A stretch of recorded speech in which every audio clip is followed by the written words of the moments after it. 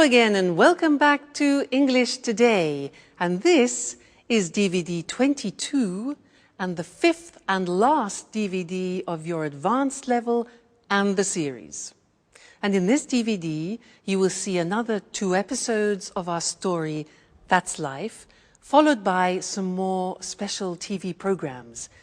This time, our sports expert will be talking about Wimbledon.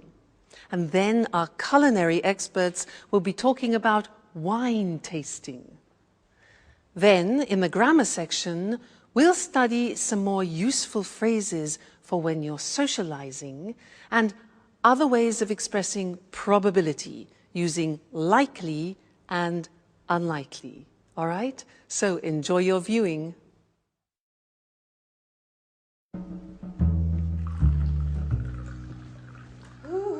Anne! Hi. I'm so happy you have accepted my invitation. What a strange voice you have. I almost wouldn't have recognized you. It's the thrill. You can't imagine how I've longed for this moment. Oh, really?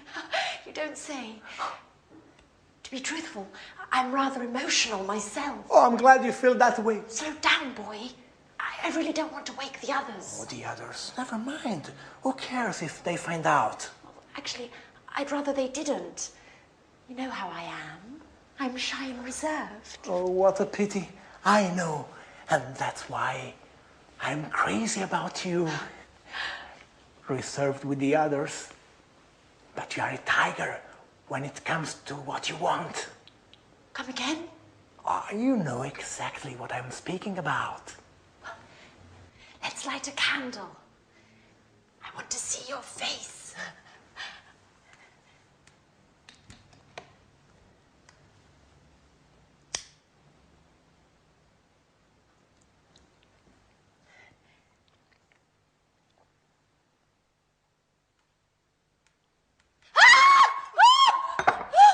What are you doing here? Anne, it's me. Don't worry. Our date, you don't remember. Oh, you are a little nervous. Come here, baby. Oh, let go of me. Let go. Don't you dare touch me. Oh, you should be ashamed of yourself.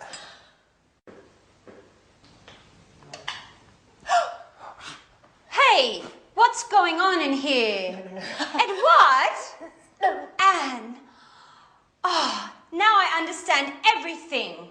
Thanks a lot, Anne. What a great friend you are. No. What an idiot I was to confide in you. No, really, Alice, it's not like you think. Oh, and what am I supposed to think then? It seems pretty clear to me.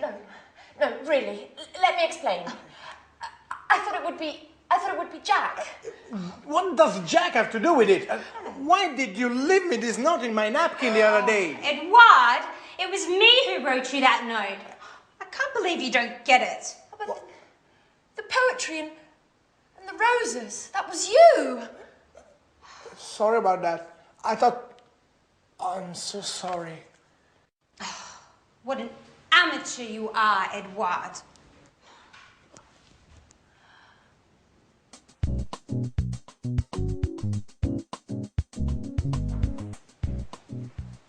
Hey, Anne. Hi. Have you read the paper? There's an article about Peter. Our singer has become famous. No, I haven't read it. To tell you the truth, I'm really not interested. What a pity. It's very interesting. Hey, Alice. Hi, Alice. Take a peek at the paper. There's an article about Peter. Whoopee, glad to hear it. Who cares? Fun you girls are. It's quite the pleasure to hang out with you. Edward, at least you'll be interested. Would you like to read this article about our friend Peter? Actually, I wouldn't, Jack. Would somebody explain what's going on? I have never seen so many long faces. You and your expert advice.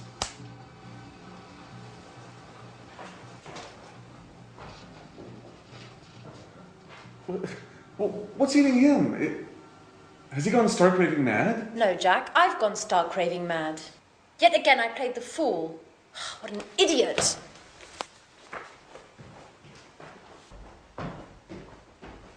Okay, Alice, at least you'll explain what's going on. I'm in the dark here. It's a long story, Jack. A horrible mess. It all began with a misunderstanding. Well, I'm all ears. Go on, Alice, do tell.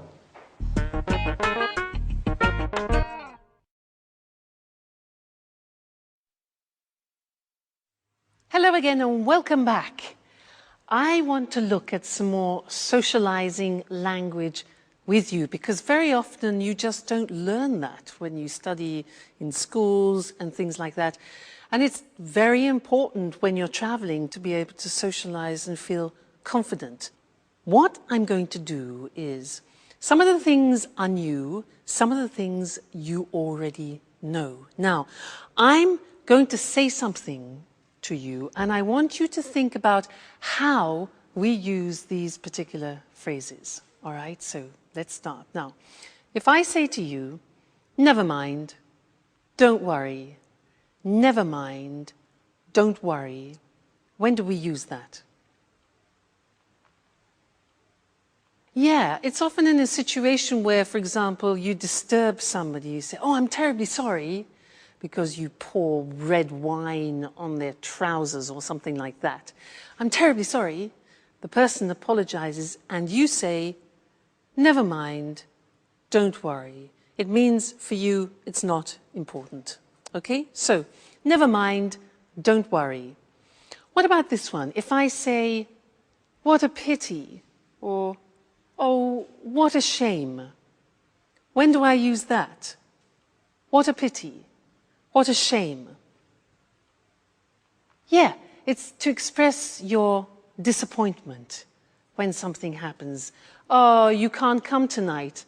What a pity. What a shame. All right, so disappointment. Good. Next one.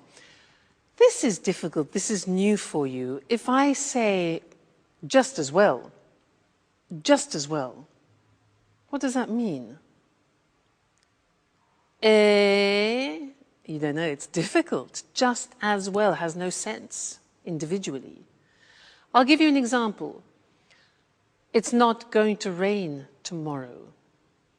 Just as well. And in that situation, just as well means I'm happy about that. That's good. All right, so just as well is like saying that's good. All right, just as well. Great. Next one, sorry about that. Notice we say sorry about that. Okay, that's when you want to apologize about something. Sorry about that. Very common, sorry about that. Next one, this one. Well, fancy that. Well, fancy that. Now this we use when we want to express surprise.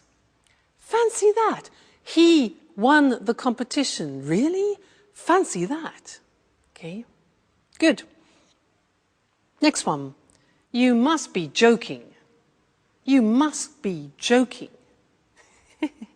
Joking, now, that is when you don't believe something. You want to express your disbelief. So, for example, England won the World Cup. Oh, come on, you must be joking. Right? Now, this one you do know, so this is revision. When do we say, well, actually, I'd rather you didn't? Well, actually, I'd rather you didn't. You know those golden words, well, actually? Yeah. Somebody asks you something like, do you mind if I smoke? And you want to say no politely, not aggressively. So, well, actually, preparation, psychological preparation for no. Well, actually, I would rather you didn't. Well, actually, I'd rather you didn't. Very important. These are nice. Mind how you go. Take care. Very nice phrases, those. Mind how you go. Take care. We say those mind how you go means be careful when you're traveling. When somebody is leaving you and saying goodbye, we wish them that.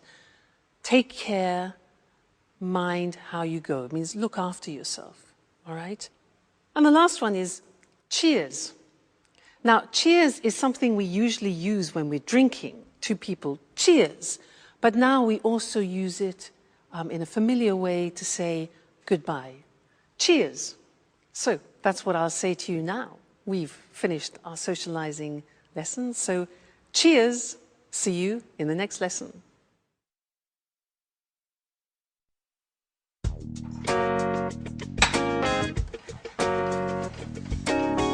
Hi, Anne. Have you got a minute? Hi, Jack. I'd like to have a word. You've probably already heard the sordid story. Yes. Listen, Anne. No, I want you to listen, Jack. You've probably had a good laugh on my behalf. Now, that said, I prefer no further comments on the story. It is not my intention to make fun of you, Anne. Although I must admit that the whole misunderstanding was rather amusing. Great. Now, pretty please, let's not talk about it anymore. Well, I would like to have a word about it. What I'm about to say is sure to surprise you. Nothing's bound to surprise me anymore, Jack. Anyway, listen. Don't worry. You don't have to explain. I know how things are. I know that you like me, but just as a friend. A friend that, listen, well, Anne. maybe if we'd met at some other time... Anne, excuse me. Things would have gone differently, and then, well, perhaps... Oh, blah, blah, blah, blah, blah, blah, blah. Anne, can I speak for 1 minute, please? Yes. Certainly, Jack. Thank you. Go right ahead. Now, you know how I suffered about Sharon. And well, after her, I didn't think I'd ever feel anything about another woman. But then you came back from your holiday and I started to feel better. I didn't think about Sharon so much. What are you getting at, Jack? And it was because of you that I managed to forget about Sharon.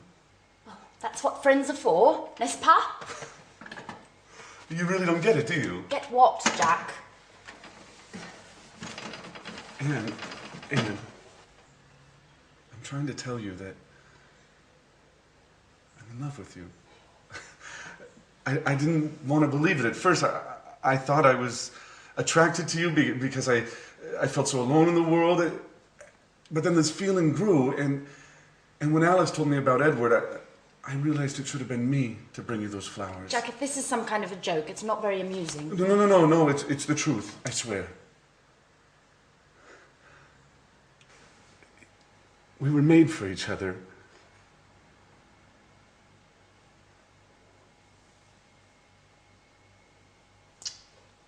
I should have realized it sooner.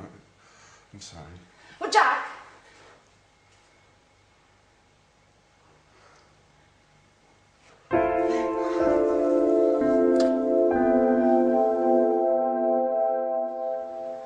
So, Edward, are you going to explain why you called us all here today? What's so urgent? Well, listen. Something marvelous has happened, to say the least. I must say I'm a little unsure about what you term marvelous. Let's put aside our differences, Alice. We should all be happy today. Oh, just a moment. Yep. Oh, great. Great. Don't worry. They are certain to accept. I've already spoken with the group. Yeah. They are bound to be here any moment. Yeah. We'll be sure to get the details later. Bye-bye. Edward, do you plan on telling us what's going on? Well, you all remember that I was in touch with the producer to propose what I've filmed with you in this house. Yes, and? He ate it up.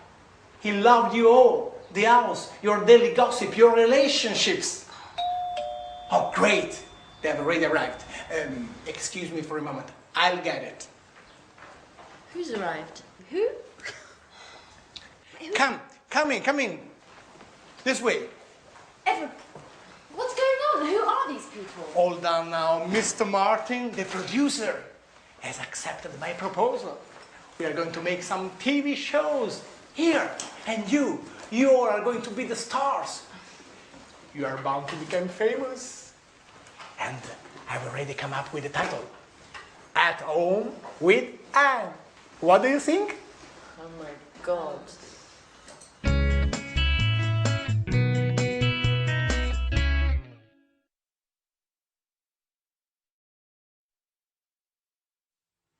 Hello again, and here we are at the last lesson.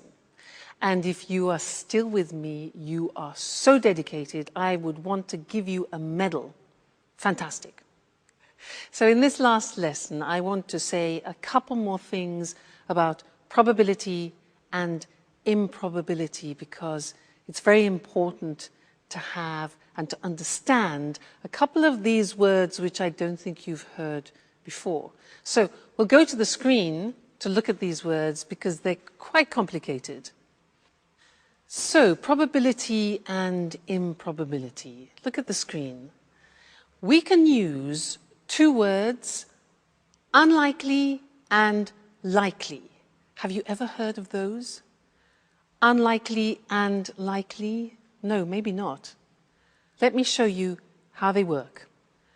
I can say to you, if for example, let's take my sister. My sister is a gymnast. She's going in for a competition, but the probability that she will win is low. So to say that in English, I can say she's unlikely to win. Look at that structure. It's the verb to be plus unlikely plus the infinitive. So if I say to you, my sister is unlikely to win the competition, it means the probability is low. All right, so she's unlikely to win.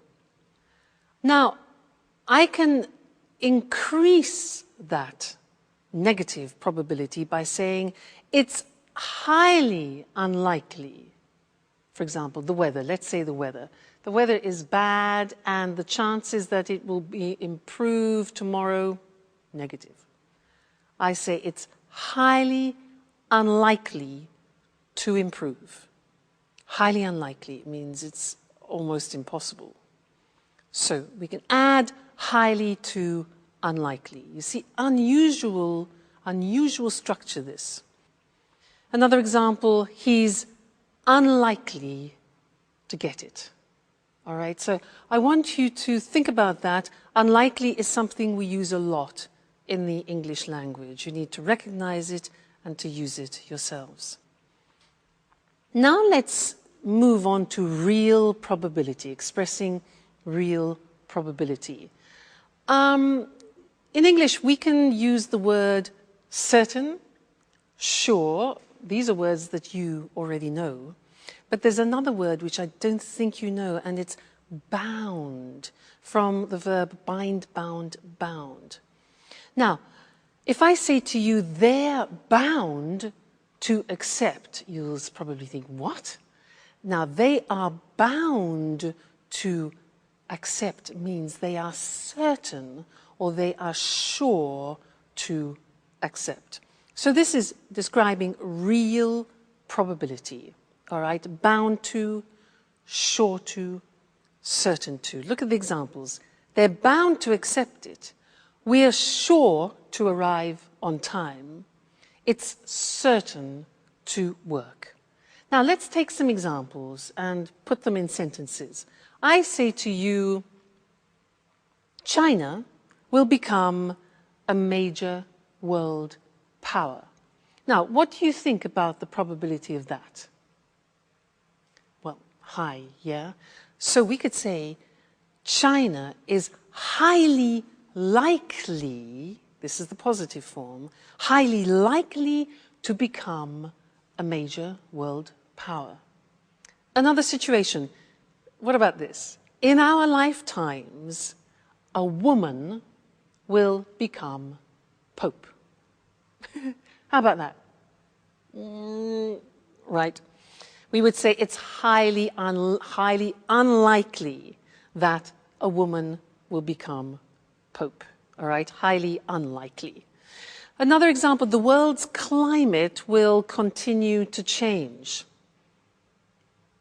I think that's obvious, yeah? So we could say the world's climate is bound to continue, is sure to continue to change if we keep behaving like this. And one more. You'll learn English if you follow this course. That's for sure. So we would say, you're sure, you're bound to learn English if you follow this course. All right, so different ways for you to express probability, strong probability, less strong probability. Fantastic.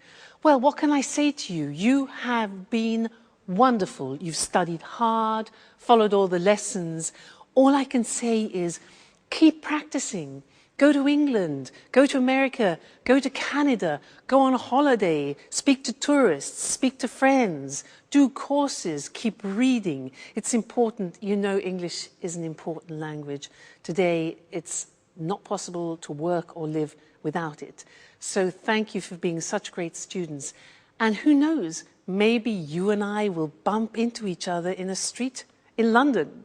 Well, I hope so. So take care, look after yourselves, and good luck with your English, okay? Bye, and thanks again.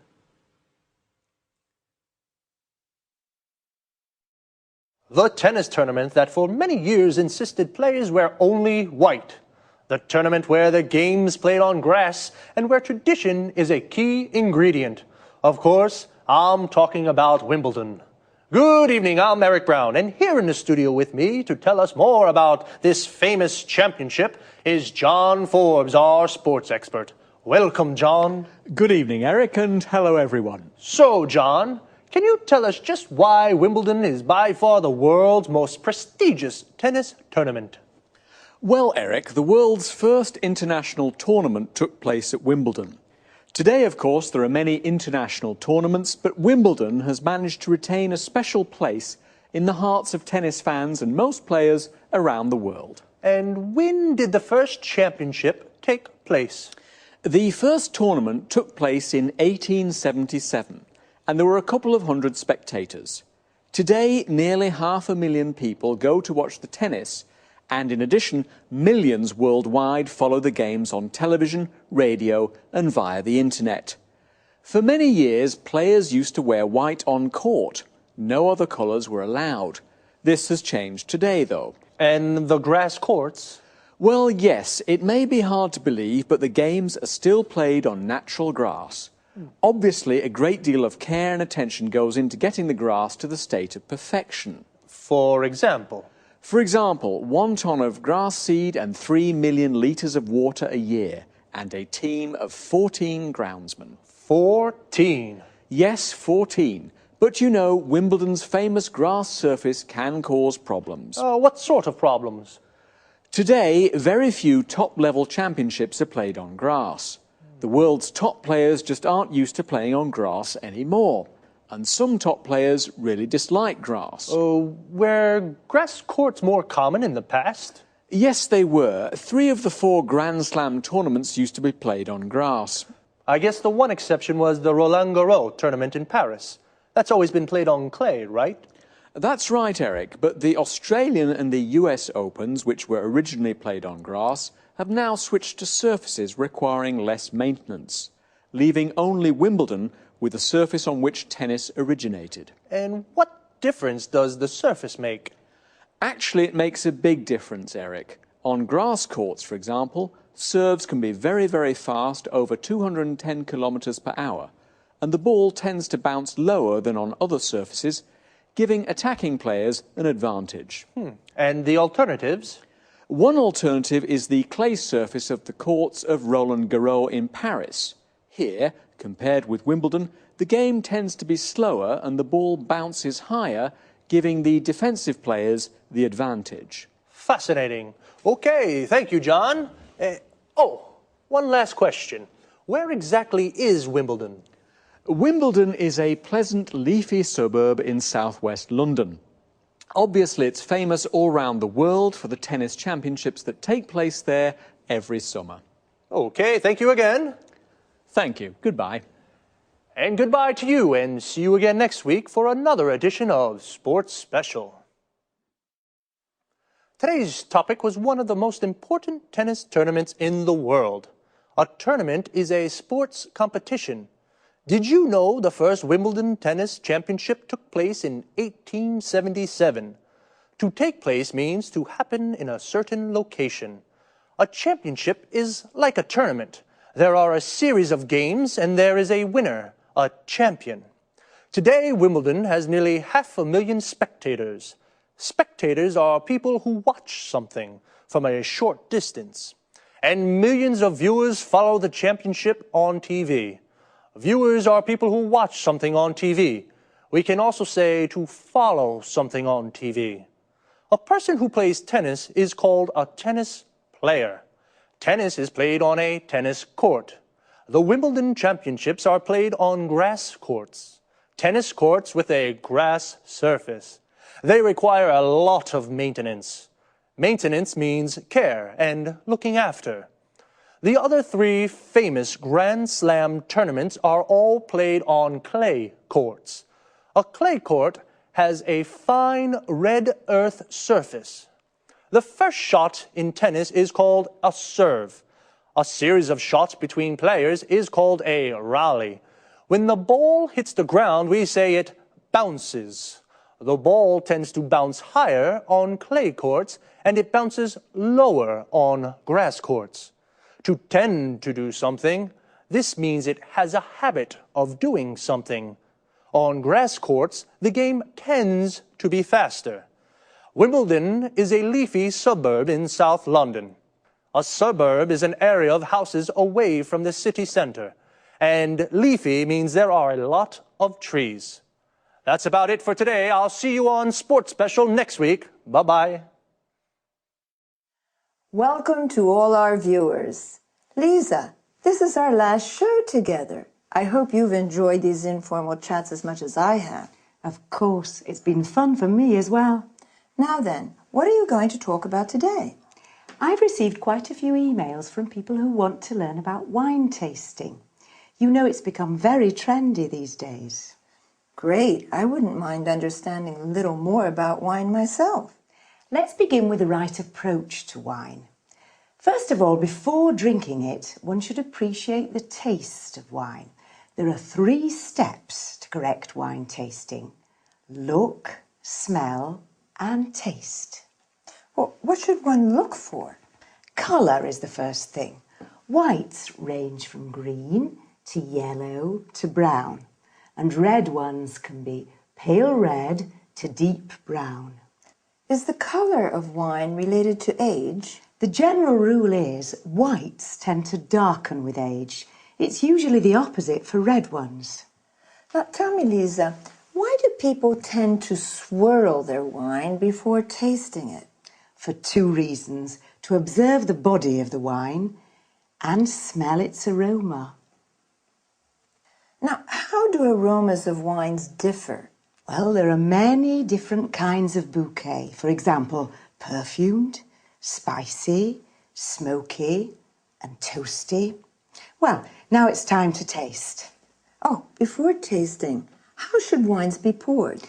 Let me show you. Still wines, like this one, should be poured towards the centre of the glass. Remember that sparkling wines, on the other hand, should be poured against the side of the glass. Why is that?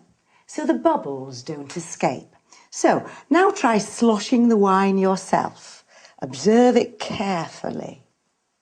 Are there good legs? Legs? What do you mean? Can you see the droplets on the glass? Yes. Well, they indicate a thick body of the wine. Now, have a first sip. Swish the wine around your mouth and give us your first impression. It's, how can I say, slightly bitter. Seems like a fruity taste to me. You see, You've already identified 2 wine flavours. Now, take another sip and see if you can't taste the tannin. I'm not really sure. In the beginning, it's difficult to define a wine. This is, without a doubt, a round, full-bodied wine. Now, I notice you chose this glass for red wine. What are those glasses for? This glass for red wine is called a Rhine glass. This tulip-shaped glass is for white wines, and that flute is for sparkling wines. And those items over there are the basic wine utensils, aren't they? Yes, this is a corkscrew, and this is a foil cutter. Other useful objects are a drip catcher and a decanter. Well, I'm sure there's a myriad of things that we could say about wine, but unfortunately our time is up. Lisa, thank you for being such a great hostess. My pleasure. Now, let's have a look at the language we used. Lisa said that wine tasting has 3 steps. When we look at wine, we study its appearance. When we take a whiff of wine, we smell it so as to appreciate the bouquet. This is also called aroma or nose. It can be perfumed, fruity, appley, berry-like for example, bitter, toasty, smoky, spicy, and so on. I asked about swirling. This is moving the glass around quickly to draw in some air. When you slosh wine, the movement is more agitated. Legs are the viscous drops that form and run down the sides of the glass after swirling wine. A body refers to the weight of wine in one's mouth.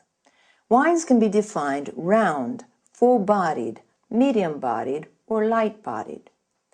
Aftertaste defines the taste that remains in one's mouth, length of time, after swallowing. Tannin is a chemical compound from bark, wood, etc., used in tanning. It mostly refers to red wines. Then Lisa describes a different method in pouring still wines, wines without bubbles, or sparkling wines, wines with bubbles. Now, a quick look at wine utensils. A corkscrew is what we use for pulling corks out of bottles. A drip catcher will avoid drops falling on the tablecloth. To let wines breathe, we use a decanter. Thank you very much for your attention. Goodbye.